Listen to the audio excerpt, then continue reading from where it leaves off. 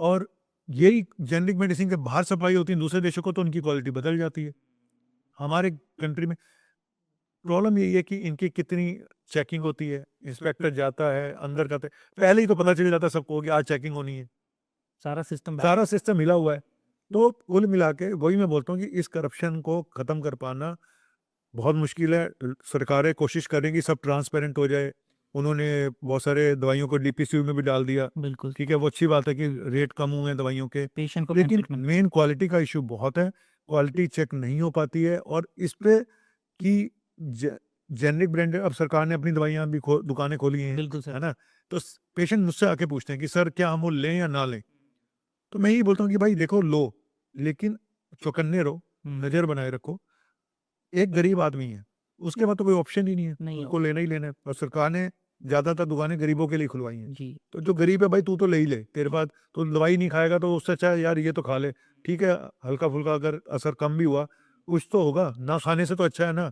लेकिन वो लोग जब पूछते हैं जिनके पास पैसा है, जो दारू भी रोज बढ़िया वाली पीते हैं, डेली पीते हैं जो। खाना भी बढ़िया खाते हैं, बाहर होटल में भी जाते हैं, जब वो मेरे से आके बातें पूछते हैं, तो मैं यही बोलता हूँ कि भाई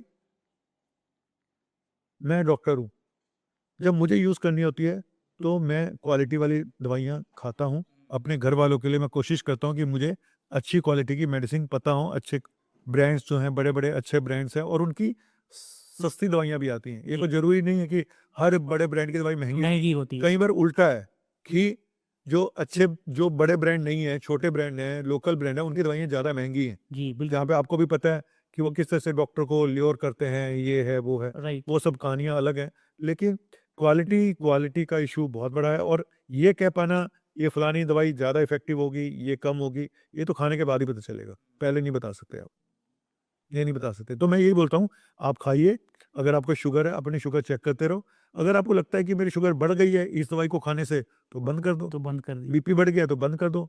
हाँ, कुछ जगहों पे ये दवाइयाँ बिल्कुल नहीं ट्राई करनी चाहिए, जैसे कि मिर्गी का दौरा, बिल्कुल एपिलेप्सी। जैसे कि थायराइड।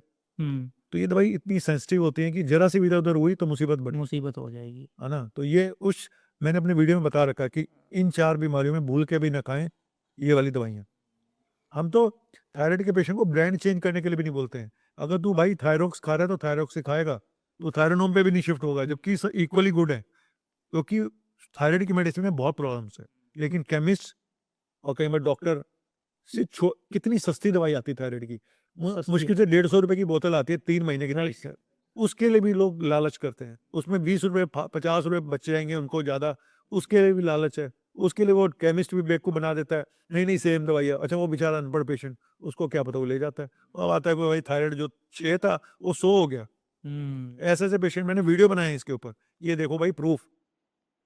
लेकिन फिर भी रेगुलर कंटिन्यू करते हैं, छोड़ते हैं सर पेशेंट उसे। हाँ, अगर उनको बता दो तो छोड़ देते हैं। हाँ, अगर उनको बता दो भाई तेरी प्रॉब्लम इस वज़ह से हुई तो छोड़ देते हैं।